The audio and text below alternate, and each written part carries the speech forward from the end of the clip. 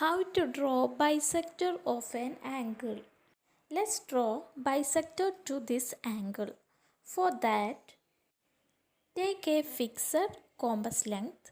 Keep needle of compass at vertex of angle and draw an arc like this. Now this arc meets the angles at these 2 points.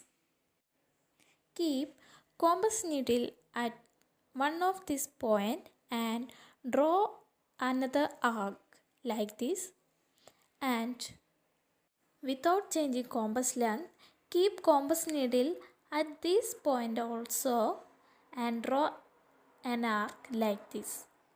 Now the both arcs meet at this point. Join this point and vertex. This is the bisector of this angle.